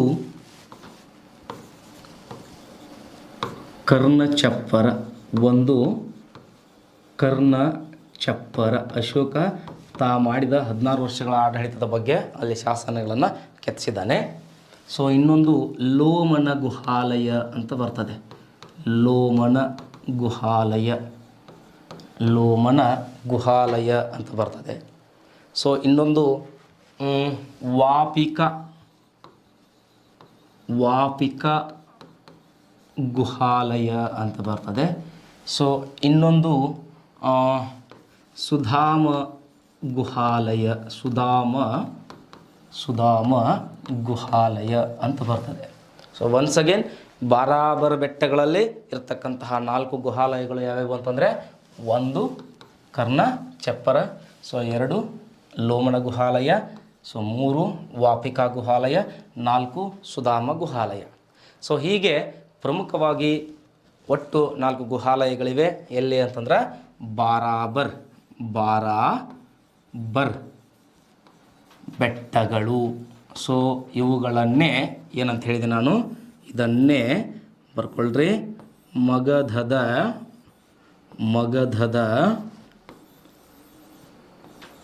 ಹಿಮಾಲಯ ಎಂದು ಕರೆಯುತ್ತಾರೆ. So very important. ಎಲ್ಲರೂ ಎಕ್ಸಾಮ್ನಾಗ ಕೇಳ್ಯಾರನ್ರಿ, ಅದು ಕೇಳ್ಬೋದು. ಬಾರಾಬರ್ ಬೆಟ್ಟಗಳ ಬಗ್ಗೆ ಕೇಳಿದ್ದಾರೆ. ಸೊ ಮುಂದೊಂದಿನ ಕೇಳ್ಬೋದು, ಮಗಧದ ಹಿಮಾಲಯವೆಂದು ಯಾವ ಬೆಟ್ಟಗಳಿಗೆ ಕರೆಯುತ್ತಾರೆ ಎಂದು. ಸೊ ಆ ಬೆಟ್ಟಗಳು ಬಾರಾಬರ್ ಬೆಟ್ಟಗಳಾಗಿರುತ್ತವೆ.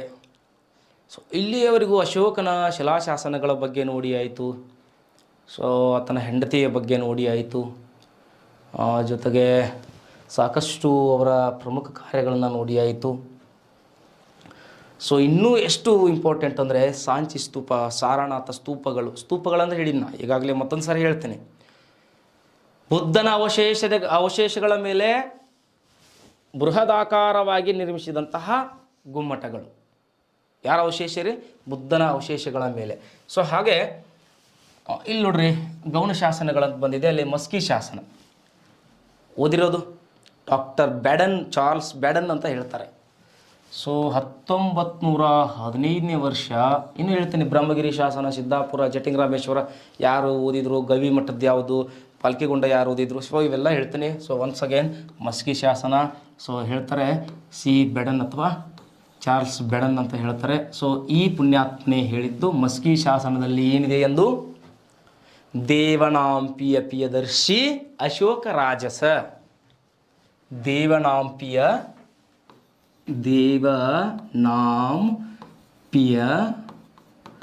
ಪ್ರಿಯದರ್ಶಿ ಅಂತ ಇರ್ತದೆ. ಅದು ಪ್ರಿಯದರ್ಶಿ ಅಶೋಕ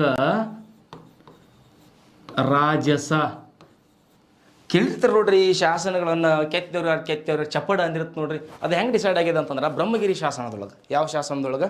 ಬ್ರಹ್ಮಗಿರಿ ಶಾಸನದೊಳಗೆ ಇಷ್ಟು ನೀಟಾಗ್ಯದ. ಅದು ಚಪಡೇನ, ಬರ್ಕೊಳ್ರಿ ಇದನ್ನು, ಚಪಡೇನ ಲಿಖಿತೆ ಲಿಪಿಕರೇನ. ಎಲ್ಲಿದೆ ಇದು? ಬ್ರಹ್ಮಗಿರಿ ಶಾಸನದ ಕೊನೆಯ ಸಾಲೆ ಇದು. ಚಪಡನೇ ಇವುಗಳನ್ನು ಕೆತ್ತಿದ್ದಾನೆ. ಚಪಡನೇ ಇವುಗಳನ್ನು ಕೆತ್ತಿದ್ದಾನೆ ಅನ್ಲಿಕ್ಕೆ ಸಾಕ್ಷಿಯಲ್ಲಿ ಸಿಕ್ಕದ ಬ್ರಹ್ಮಗಿರಿ ಶಾಸನದಲ್ಲಿ ಸಿಕ್ಕದ. ಅದು ಎಲ್ಲಿ ಅಂದ್ರೆ ಕೊನೆಯ ಸಾಲಿನಲ್ಲಿ ಅದ. ಏನಂತದ ಬರ್ಕೊಳ್ರಿ, ಚಪಡೇನ ಲಿಖಿತೆ ಲಿಪಿಕರೇನ. ಈ ಶಾಸನಗಳನ್ನು ಕೆತ್ತಿದವ ಯಾರು ಎಂದರೆ ಚಪ್ಪಡ ಅಂತ ಅರ್ಥ ಆಗ್ತದೆ. ಸೊ ಹಾಗಾದರೆ ಬ್ರಹ್ಮಗಿರಿ ಶಾಸನದ ರಚನಾಕಾರ ಯಾರು ಅಂತ ಕೇಳ್ತಾರೆ. ಇವ ಲಿಪಿಕಾರ ಕೆತ್ತಿದವಾದ. ರಚನಾಕಾರ ಯಾರು ಅಂತ ಕೇಳಿದ್ರೆ ಉಪಗುಪ್ತ ಆಗಿರ್ತಾನೆ. ನೋಡ್ರಿ, ರಚನಾಕಾರ ಯಾರು? ಉಪಗುಪ್ತ. ಅದನ್ನ ಲಿಪಿಗೆ ಕೆತ್ತಿದವ ಯಾರು? ಚಪಡ. ಸೊ ಕ್ಲಿಯರ್, ಅನುಮಾನನೇ ಇಲ್ಲ. ಓಕೆ, ಶಾಸನಗಳ ಬಗ್ಗೆ ಅಧ್ಯಯನ ಮಾಡ್ತಕ್ಕಂಥ ಪುಸ್ತಕ ಸಿಗ್ತದೆ. ಸೊ ಶಾಸನಗಳ ಮೇಲೆ ಒಂದು ಪ್ರಶ್ನೆ ಇರ್ತದೆ. ಒಂದು 400-500 ಹೋದ್ರೆ ಹೋಗ್ಲಿ, ಪುಸ್ತಕ ಖರೀದಿ ಮಾಡ್ರಿ, ಓದ್ರಿ, ಸಿಗ್ತದೆ, ಎಲ್ಲವೂ ಸಿಗ್ತದೆ. ಸೊ ಒನ್ಸ್ ಅಗೇನ್ ಮತ್ತೆ ವಿಷಯಕ್ಕೆ ಬರ್ತಿದ್ದೀನಿ. ಸೊ ಮಸ್ಕಿ ಶಾಸನ 1915 ಓದ್ಯವಸಿ ಬೆಡನ್ನಂತೆ ಪ್ರಾಧಾನ್ಯ ಪತ್ತೆ ಹಚ್ಚಿದವ. ಸೊ ಅಲ್ಲೇನಿದೆ, ದೇವಣಾಂಪಿಯ ಪ್ರಿಯದರ್ಶಿ ಅಶೋಕ ರಾಜಸ ಅಂತಿದೆ. ಸೊ ಮಸ್ಕಿ ಶಾಸನ ಈಶಿಲ ಎಂಬ ಪದ ಕೂಡ ಸಿಗ್ತದೆ ಅಂತ ಹೇಳ್ತಾರೆ, ಅಲ್ಲಿ ಕನ್ನಡ ವಿಷಯದಾಗ ಸಿಗ್ತದೆ. ಸೊ ಒನ್ಸ್ ಅಗೇನ್ ಹಾಗೆ ಇನ್ನು ಬಾಜ್ರೂ ಶಾಸನ ಅಂತ ಬರ್ತದೆ. ಅಶೋಕ ಮಹಾಶಯ ಬೌದ್ಧ ಧರ್ಮವನ್ನು ಸ್ವೀಕರಿಸಿದ ಬಗ್ಗೆ ಯಾರಿಂದ ಅಂದ್ರೆ ಅದು ಉಪಗುಪ್ತನಿಂದ. So very important. ಇನ್ನೊಂದು ಬೈರಾತ್ ಶಾಸನ ಅಂತ ಬರ್ತದೆ. ಬುದ್ಧನ ಹೆಸರು ಅದರಲ್ಲಿ ಉಲ್ಲೇಖವಾಗಿದೆ. ಸೊ ಹಾಗೆ ಒನ್ಸ್ ಅಗೇನ್ ಹೇಳಿಕತ್ತಿದ್ದೀನಿ, ಮಸ್ಕಿ ಶಾಸನ, ಬೆಡನ್ನ, ಇನ್ನು ಬಾಜ್ರೂ ಶಾಸನ ಮತ್ತು ಬೈರಾತ್ ಶಾಸನಗಳು. ಬಾಜ್ರೂ ಶಾಸನ ಹೇಳ್ತದೆ ಧರ್ಮ ಸ್ವೀಕಾರದ ಬಗ್ಗೆ. ಸೊ ಬೈರಾತ್ ಶಾಸನ ಹೇಳ್ತದೆ ಬುದ್ಧನ ಹೆಸರ ಬಗ್ಗೆ, ಅಲ್ಲಿ ಉಲ್ಲೇಖ ಆಗಿದೆ ಅಂತ ತಿಳ್ಕೊಂಡು ಹೇಳ್ತದೆ. ಸೊ ಹಾಗೆ ಮುಂದೆ ಹೋಗೋಣ. ವೆರಿ ಇಂಪಾರ್ಟೆಂಟ್ ಅದೇ ಸಾಂಚಿ ಮತ್ತು ಸಾರನಾಥ್ಗಳ ಬಗ್ಗೆ. ಸಾಂಚಿ ಒಳಗೆ 4 ಮುಖದ ಸಿಂಹವಿದೆ ಅಂತ ಹೇಳ್ತಾರೆ. ಸೊ ಐತಿ. ಸೊ ಇಲ್ಲಿ ಬರೋಣ, ಸಾರನಾಥಕ್ಕೆ ಬರೋಣ ಡೈರೆಕ್ಟ್. ದಮೆಕ್ ಸ್ತೂಪ ಅಂತ ಕರೀತಾರೆ. ಸೊ ಇಲ್ಲಿ ನೋಡ್ರಿ, ಎಕ್ಸಾಮ್ನಲ್ಲಿ ಕೇಳ್ತಾರೆ. ಸೊ ಇಲ್ಲಿ ಒಟ್ಟು 1, 2, 3 ಹಿಂದ್ಗಡೆಗೊಂದು 4. ಕ್ಲಿಯರ್? ಏನು ಕ್ಲಿಯರು? 4 ಮುಖದ ಸಿಂಹ ಒಂದಕ್ಕೊಂದು ಬೆನ್ನು ಹಚ್ಕೊಂಡ ನಿಂತಾವ. ಸೊ ಇಲ್ಲಿ ನೋಡ್ರಿ, ಇದಾವ ಚಕ್ರ, ಅಶೋಕ ಚಕ್ರವಿದೆ. ಇಲ್ಲಿ ಮೊದಲನೇ ಪ್ರಾಣಿ ನೋಡ್ರಿ ಯಾವುದದೆ? ಆನೆ. ಎಕ್ಸಾಮ್ನಾಗ ಸೀರಿಯಲ್ ಆಗಿ ಕೇಳತ್ತಾರ. ಕೊನೆಯದಾಗಿ ಯಾವ್ದು ಕಾಣಿಸ್ತಿದೆ? ಕುದುರೆ. ಇನ್ನು ನಡುವಿನ 2 ಯಾವುವು? ಸೊ ಋಷಭ. ಯಾವುದಾಗಿರ್ತದೆ? ಋಷಭ. ಸೊ ಮತ್ತೊಂದು ಸಿಂಹ. ಸೊ ಇವುಗಳ ಜೋಡಣೆ ಹೇಗೆ ಕ್ರಮಣಿಕೆಯಲ್ಲಿ ಸೀರಿಯಲ್ಲಾಗಿ ಆನೆ, ಋಷಭ, ಸಿಂಹ ಮತ್ತು ಕುದುರೆಗಳು ಇಲ್ಲದಾವ. ಸೊ ಇಲ್ಲಿ ನೋಡ್ರಿ, ಊರ್ಧ್ವಮುಖ ಅಧೋಮುಖ ಅಂತ ಬರ್ತಾವ. ಸೊ ಅಧೋಮುಖದಲ್ಲಿ ಒಂದು ತಾವರೆ ಇದ್ರ ಕೆಳಗಡೆಗೆ, ಸಿಂಹದ ಕೆಳಗಡೆಗೆ ಹಿಂಗೆ ಕೆಳಮುಖವಾಗಿ ಒಂದು ಬ್ರಹ್ಮ ಕಮಲ ಅಂತ ಹೇಳ್ತೀವಿ, ತಾವರೆ ಅಂತ ಹೇಳ್ತೀವಲ್ಲ. ಸೊ ಅದು ಈ ಕೆಳಭಾಗದಲ್ಲಿ ಇದೆ. ಸೊ ಇಲ್ಲಿರ್ತಕ್ಕಂಥ 4 ಪ್ರಾಣಿಗಳದಾವೆ ಗಂಟೆಯ ಆಕಾರದಲ್ಲಿ. ಯಾವ ಆಕಾರದಲ್ಲಿ? ಯಾವ ಆಕಾರದಲ್ಲಿದೆ? ಗಂಟೆಯ ಆಕಾರದಲ್ಲಿದೆ. ಓಕೆ. ಸೊ ಒನ್ಸ್ ಅಗೇನ್ ಯಾವ ಚಕ್ರವಿದೆ? ಅಶೋಕ ಚಕ್ರವಿದೆ. ಹಾಗಾದರೆ ಇಲ್ಲಿರುವಂತಹ ಪದ ಯಾವುದು? ಯಾವ ಭಾಷೆಯಲ್ಲಿದೆ? ಸತ್ಯಮೇವ ಜಯತೆ, ಮಂಡೂಕ ಉಪನಿಷತ್. ಯಾವ ಉಪನಿಷತ್ತು? ಮಂಡೂಕ ಉಪನಿಷತ್ತಿನ ಸತ್ಯಮೇವ ಜಯತೆ ಅನ್ನೋ ವಾಕ್ಯಲ್ಲಿದೆ. ಸೊ ಅದು ಯಾವ ಭಾಷೆಯಲ್ಲಿದೆ ಅಥವಾ ಲಿಪಿಯಲ್ಲಿದೆ ಅಂತಂದ್ರೆ ದೇವನಾಗರಿ. ಯಾವ ನಾಗರಿ? ದೇವನಾಗರಿ ಲಿಪಿಯಲ್ಲಿದೆ ಅಂತ ಹೇಳ್ತಾರೆ. ಸೊ ಇವತ್ತಿನ ಎಲ್ಲ ಏನೋ ಹೇಳಿಕತ್ತಿನಲ್ಲ, ಎಲ್ಲ ಅಂಶಗಳು ಎಕ್ಸಾಮಿಗೆ ಬರುವೆ.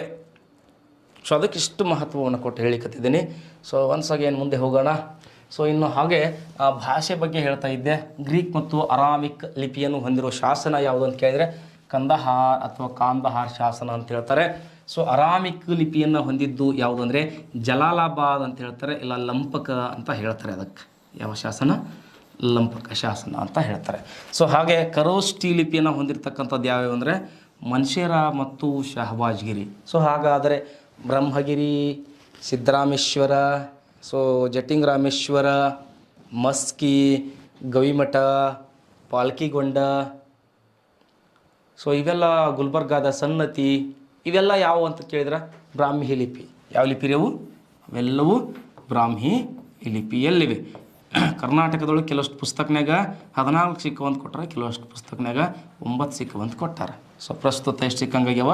14 ಸಿಕ್ಕಂಗಾಗ್ಯಾವ. ಹಾಗಾದರೆ ಧರ್ಮ ಪ್ರಚಾರಕರ ಬಗ್ಗೆ ನೋಡೋಣ. ಅಶೋಕ ತಾನು ಬೌದ್ಧ ಧರ್ಮವನ್ನು ಸ್ವೀಕರಿಸಿದ ಆದ ನಂತರ, ಅಂದರೆ ಯಾವಾಗಂದ್ರೆ ಕಳಿಂಗ ಯುದ್ಧದ ನಂತರದಲ್ಲಿ ಬೌದ್ಧ ಧರ್ಮವನ್ನು ಸ್ವೀಕಾರ ಮಾಡಿದ, ಧರ್ಮ ಮಹಾಮಾತ್ರರನ್ನು ನೇಮಕ ಮಾಡಿದ. ಸೊ ಅವರ ಮೂಲಕ ಕೆಲವಷ್ಟು ಪ್ರಮುಖವಾಗಿರೋ ಸ್ಥಳಗಳಿವೆ. ಆ ಸ್ಥಳಗಳಿಗೆ ಧರ್ಮ ಪ್ರಚಾರಕ್ಕೆಂದು ಅಶೋಕ ಚಕ್ರವರ್ತಿ ಕಳಿಸ್ತಾನ. ಸೊ ಅದರಲ್ಲಿ ಮೊದಲನೇದಾಗಿ ಅವನ ಮಕ್ಕಳನ್ನು ತಗೊಳ್ಳೋಣ. ಯಾರು ಅಂದರೆ ಮಹೇಂದ್ರ ಮತ್ತು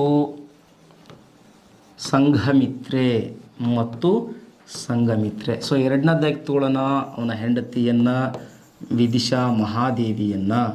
ಸೊ ಮೂರನೇದಾಗಿ ತಗೊಳ್ಳೋಣ ರಕ್ಷಿತ. ಸೊ ನಾಲ್ಕನೇದಾಗಿ ತಗೊಳ್ಳೋಣ ಮಹಾರಕ್ಷಿತ. ಸೊ ಐದನೇದಾಗಿ ತಗೊಳ್ಳೋಣ ಧರ್ಮರಕ್ಷಿತ. ಭಾಳ ಚಂದ ಈಸಿ ನೆನ್ಪಿಡ್ಬೋದು ಇವನ್ನ, ಧರ್ಮ ರಕ್ಷಿತ. ಸೊ ಮತ್ತೊಬ್ಬರು ತಗೊಳ್ಳೋಣ ಮಹಾಧರ್ಮ ರಕ್ಷಿತ.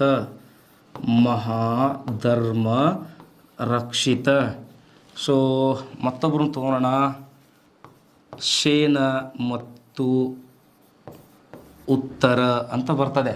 ಸೊ 1 2 3 4 5 6 7 8. ಸೊ ಹೀಗೆ ಎಷ್ಟು ಜನ ಇದ್ದರು. ಸೊ ಮತ್ತು ಕೆಲವಷ್ಟು ಕಡೆಗೆ ಅಶೋಕ್ ಚಕ್ರವರ್ತಿನೂ ಬಂದಿದ್ದ ಅಂತ ಹೇಳ್ತಾರೆ. ಸೊ ಒಂದು ಹೋಗೋಣ, ಮಹೇಂದ್ರ ಮತ್ತು ಸಂಘಮಿತ್ರೆ, ಶ್ರೀಲಂಕಾ ಅಥವಾ ಸಿಲೋನ್. ಹೆಂಗೆ ಹೋದ್ರು ಅಂದ್ರೆ ಕೈ ಒಳಗೊಂದು ಬೋಧಿ ವೃಕ್ಷ ಇಟ್ಕೊಂಡು ಹೋದ್ರೆ. ಯಾರು ವೃಕ್ಷ ಭಾಳ ಇಂಪಾರ್ಟೆಂಟ್ ಆಯ್ತು, ಭಾಳ ಈಸಿಯಾಗಿ ಹೇಳತ್ತೀನಿ ಹೆಂಗಂತೇಳಿ. ಬೋಧಿ ವೃಕ್ಷ ಇಟ್ಕೊಂಡು ಹೋದ್ರೆ ಅವ್ರನ್ನ ಯಾರು ಸ್ವಾಗತ ಮಾಡಿದರು ಅಂತಂದ್ರೆ ಅಲ್ಲಿಯ ರಾಜ ಅನಿರುದ್ಧ ನಗರ. ಅದು ಯಾವ ನಗರ? ಅನಿರುದ್ಧ ನಗರ. ಸೊ ರಾಜ ಯಾರು ಅಂತಂದರೆ ಮತ್ತೆ ಬಂತು ದೇವನಾಮ ತಿಸ್ಸ. ಯಾರೇ? ದೇವನಾಮ ತಿಸ್ಸ. ಹೆಂಡತಿ ಹೆಸರು ತಿಸ್ಸರಕ್ಷಿತ ಅಂತೇಳಿನಿ, ಸಹೋದರನ ಹೆಸರು ತಿಸ್ಸ ಅಂತೇಳಿನಿ. ಸೊ ಮತ್ತೆ ಇಲ್ಲಿ ಏನು ಬಂದದ? ದೇವನಾಮ ತಿಸ್ಸ ಅಂತ ಬಂದದ. ಸೊ ಒನ್ಸ್ ಅಗೇನ್ ಮಹೇಂದ್ರ ಸಂಘಮಿತ್ರೆ ನೋಡ್ರಿ ಎಲ್ಲಿಗೆ ಹೋಗ್ಯಾರು? ಶ್ರೀಲಂಕಾಕ್ಕೆ ಹೋಗ್ಯಾರು. ಸೊ ಕೈಯಾಗಿ ಹಿಡ್ಕೊಂಡು ಹೋಗ್ಯಾರ, ಬೋಧಿ ವೃಕ್ಷ ಹಿಡ್ಕೊಂಡು ಹೋಗ್ಯಾರ. ಶ್ರೀಲಂಕಾದ ಯಾವ ನಗರ ಅಂತ ಕೇಳಿದ್ರೆ ಅನಿರುದ್ಧ ನಗರ. ಅವ್ರು ಸ್ವಾಗತ ಮಾಡಿದವರು ಯಾರು ಅಂದರೆ ದೇವನಾಮ ತಿಸ್ಸ.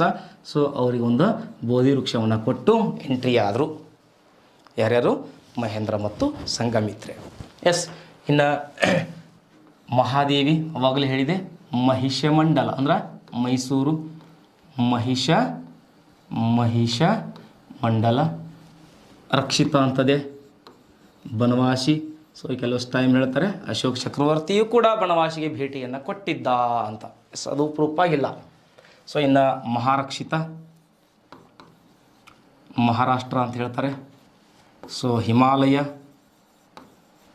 ಸೊ ಮಹಾಧರ್ಮ ರಕ್ಷಿತ ಸೇನಾ ಮತ್ತು ಉತ್ತರ, ಇವರು ಕಾಶ್ಮೀರ ಮತ್ತು ಗಾಂಧಾರ ಅಂತ ಹೇಳ್ತಾರೆ.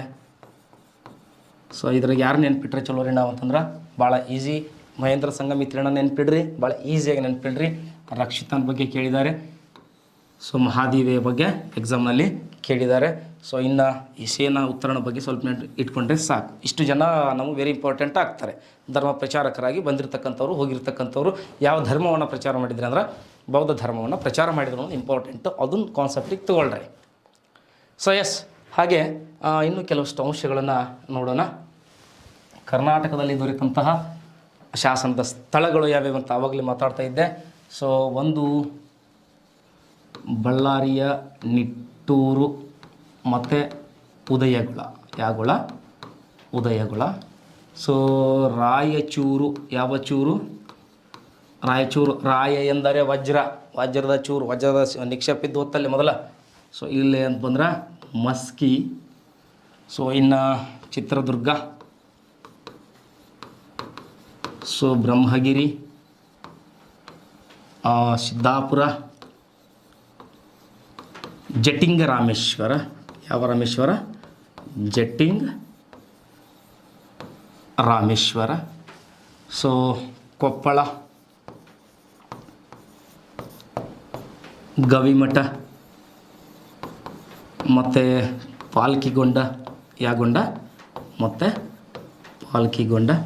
So last one Gulbarga, Sannati. So 1970ನೇ ವರ್ಷ. ಅವ್ರ ಹೆಸರು ರಾವ್ ಅಂತ ಬರ್ತದೆ. ಸೊ ಹಾಗೆ ಕೊಪ್ಪಳ ಗವಿಮಠ ಮತ್ತು ಈ ಪಾಲ್ಕಿಗುಂಡದ ಅಧ್ಯಯನ ಮಾಡಿದವರು ಯಾರು ಅಂತ ಕೇಳ್ಬೋದು ಎಕ್ಸಾಮಿಗೆ. ಸೊ ಇದ್ರ ಬಗ್ಗೆ ಅಧ್ಯಯನ ಮಾಡಿರ್ತಕ್ಕಂಥವ್ರು ಒಂದಿಬ್ಬರು ಆಗ್ತಾರೆ. ಅವ್ರ ಹೆಸರು ನಾರಾಯಣ ಶಾಸ್ತ್ರಿ ಅಂತ ಒಬ್ಬರು ಇಂಪಾರ್ಟೆಂಟ್ ಆಗ್ತಾರೆ. ಸೊ ಹಾಗೆ ಚಿತ್ರದುರ್ಗ ಈ ಬ್ರಹ್ಮಗಿರಿ ಮತ್ತು ಸಿದ್ದಾಪುರ ಜಟ್ಟಿಂಗ್ ರಾಮೇಶ್ವರ, ಸೊ ಇವುಗಳನ್ನು ನೋಡ್ತಾ ಹೋದರೆ ರಾಯಚೂರು ಅಂತ ಎಲ್ಲರಿಗೂ ಗೊತ್ತಾಗಿದೆ, ಬೆಡನ್ನ. ಸೊ ಇಲ್ಲಿ ರೈಸ, ಸೊ ವಾಪಸ್ ಬಳ್ಳಾರಿ ನಿಟ್ಟೂರ, ಸೊ ರೈಸ್ ಅಂತ ಬರ್ತಾರೆ. ಸೊ ನೋಡೋಣ ಅದರ ನಂತರದಲ್ಲಿ. ಸೊ ಸುಮಾರು ಈ ನಮಗೆ ಈ ಶಾಸನಗಳು ಕರ್ನಾಟಕದಲ್ಲಿ ಸಿಕ್ಕಂಥ ಶಾಸನದ ಸ್ಥಳಗಳಿವು. ಸೊ ಇಲ್ಲಿ ಗವಿಮಠ ಇಂಪಾರ್ಟೆಂಟ್ ಆಗ್ತದೆ. ಸೊ ಎಕ್ಸಾಮಿಗೆ ಕೇಳಿರ್ತಕ್ಕಂಥದ್ದು. ಸೊ ಇವುಗಳನ್ನು ಬರಿತಾ ಇದ್ದೀರಿ ಅಂತ ಅಂದ್ಕೊಳ್ತೀನಿ. ಸೊ ಇವತ್ತಿನ ಈ ಒಟ್ಟು ವಿಷಯಗಳ ಒಂದು ಮನನ ಮಾಡಿದಾಗ ನಮ್ಗೆ ಎಕ್ಸಾಮ್ ಪರ್ಪಸ್ ಅಂತ ಬಂದ್ವಿ ಅಂದ್ರೆ ಒಂದು ಪ್ರಶ್ನೆಗೆ ಒಂದು ಉತ್ತರ ತಗೊಳ್ಳಿಕ್ಕೆ ಸಾಧ್ಯದ. ಸೊ ಇನ್ನೂ ಇದೆ ಏನು ಅಂದರೆ ಮೌರ್ಯ ಸಾಮ್ರಾಜ್ಯದ ಆಡಳಿತದ ಬಗ್ಗೆ ನಾನು ಹೇಳಿಲ್ಲ. ಸೊ ಮೌರ್ಯ ಸಾಮ್ರಾಜ್ಯದ ಆಡಳಿತದ ಬಗ್ಗೆ ನಾನು ಮತ್ತೆ ನಾಳೆ ಕ್ಲಾಸ್ನಲ್ಲಿ ಹೇಳ್ತೇನೆ. ಸೊ ಮಿತ್ರರೇ, ನಿಮ್ಮ ಪ್ರೀತಿ ವಿಶ್ವಾಸ ಹೀಗೆ ನಮ್ಮ ಸಂತೋಷ್ ಲಾಡ್ ಫೌಂಡೇಶನ್ನೊಂದಿಗೆ ಇರಲಿ ಅಂತ ಕೇಳ್ತಾ, ಸೊ ನಾನು ನಿಮ್ಮವ ಮಹಾಂತೇಶ್ ಮತ್ತೆ ನಾಳೆ ನಿಮ್ಮೊಂದಿಗೆ. ನಮಸ್ಕಾರ ಮಿತ್ರರೇ.